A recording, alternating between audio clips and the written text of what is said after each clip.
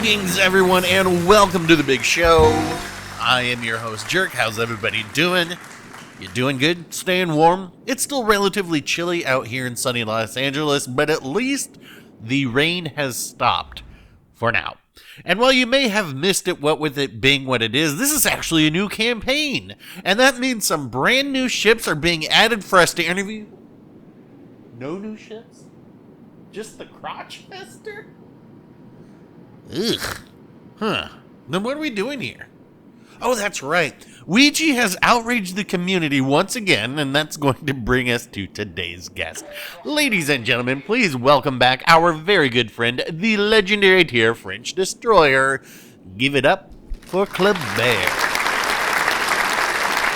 Now, could everybody just remain calm? Just everybody put the pitchforks away. I know there have been reports all over the inner tubes that Ouija has ruined the French destroyers once again with this rework.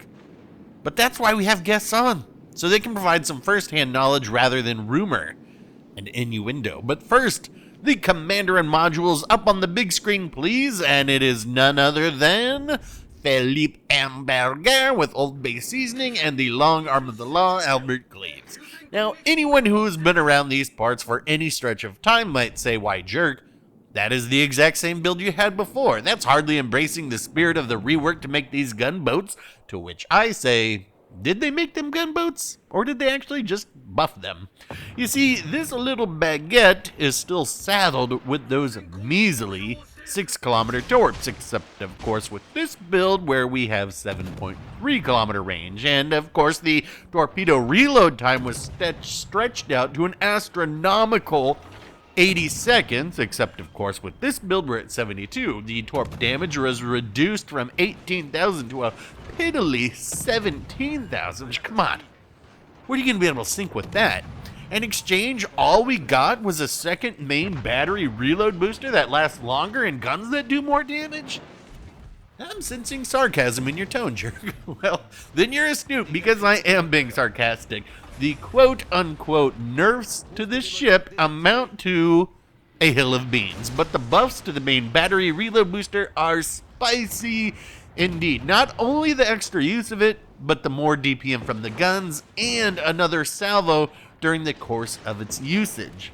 Truth be told, I wasn't planning on playing this ship again until I had gotten a request to take a look at it now with these options, but the reason I had planned to leave it dry docked is because until something is done about the go all out skill and nerfs to concealment and doing something about the range of these guns, well, short of putting Leone torps on here, Ouija won't be changing the optimal way to play this boat, as you will see in this match. It's going to play out like every other Kléber match I've ever done, and with the same results, but with the second main battery reload booster saving my bacon thanks to it being a gigantic win button.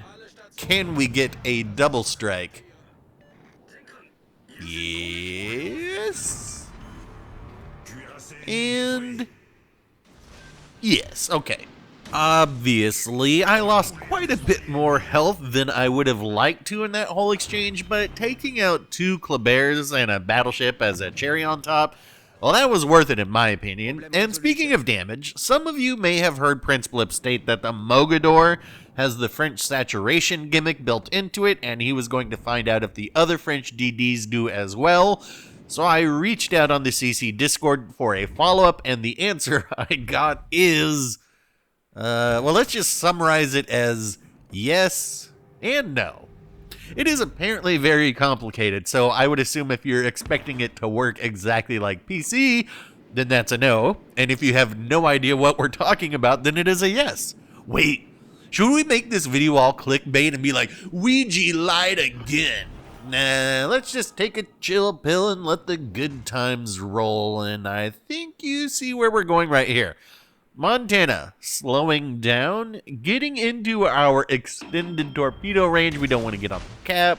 And let's just stop and drop those kids off at the pool. And I'm guessing you can expect what's going to happen next. All right, a quick assessment on the situation. We are tied on ships. Not much health for me, not much health for my friendly destroyer down here with me. We have no cap control, and our battleships are in the conga line, no doubt flaying some destroyer that is chasing them, or maybe both destroyers are chasing them. So our plan is simple. One, let's get that Montana.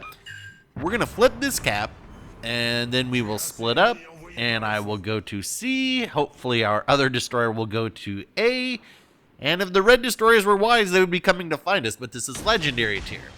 Someday they will sing songs of their throws. You know, it's almost like having matches of only battleships and destroyers don't work. They should think about adding some cruisers to this tier. I'm actually quite lucky that the Ruprecht did not turn in there, but I still have to be careful in case they have Hydro on. You know, I do not have much health. I can't really be risking it too much because we don't know what the health of the other destroyers are. Speaking of, there were a couple torpedoes and we see some smoke up to the north. So, okay, we know at least one destroyer is up there. We don't know if they both are. As you can see, no twist and track on that build to help me give that 7.3 kilometer range. But what I'm doing is playing with the idea that maybe the other destroyer is not trying to throw the game. So that's why I'm heading this way, and I've got my guns already on this side. Okay, we know Alan Sumner way up there, so now we know that gunboat is missing. The only other ship that they have left, the other destroyer, is a Shimakaze. So where would the Shima be coming from? Probably right through here. Now, they don't have twist and track either, and apparently they don't have very good concealment because I actually spot them first. And thank you, new main battery reload booster. Look at this going. The Shima, I don't know, maybe they're trying to torp or something like that. But they've only got the one gun in the front, right? So they have to turn and get all of their guns on me if they want to sink me. But I like those torps, and I also like the guns on here, so yes. 4 in the bag right there. And I'm sitting here for a hot second. One, to be like, okay, that was funny. But two, just in case they had their torps out. I wanted to make sure that there weren't any left, and there weren't. So now we can go and do what we need to do now, which is be the best torpedo boat in the game. Kléber is, after all, my $1 million boat, you know.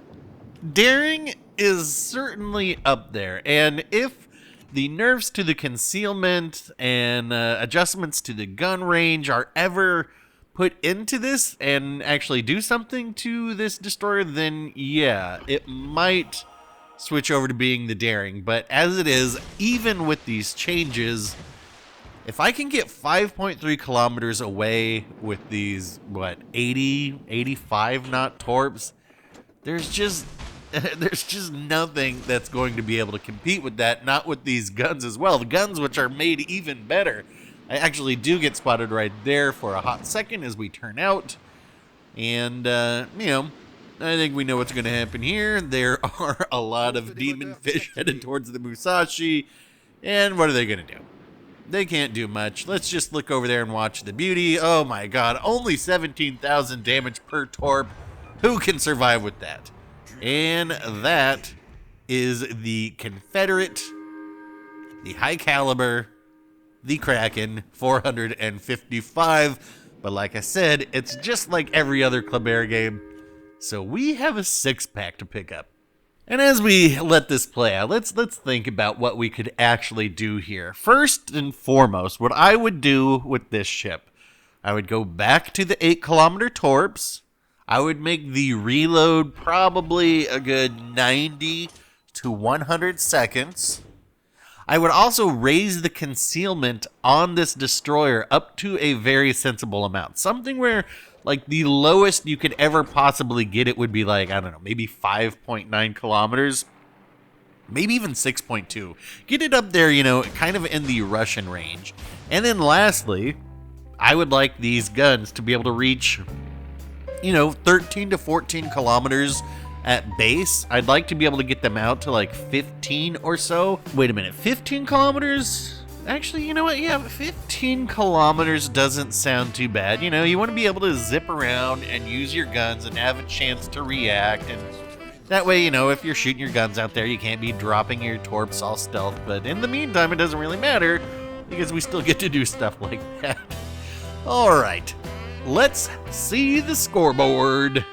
3,832 XP for a very good game, but a GG to everyone involved. And that's going to wrap it up for this one. If you think that these changes are just a straight up buff to Kléber, give this video a like. If you think it needs a torpedo reload booster as well, give it a dislike. Questions, comments, leave them down below. And you think we could get Amalfi back on the show? Well, if we can, and you'd like to see it, think about hitting subscribe. Thanks for watching, folks. I will get back out there for another one, and we will talk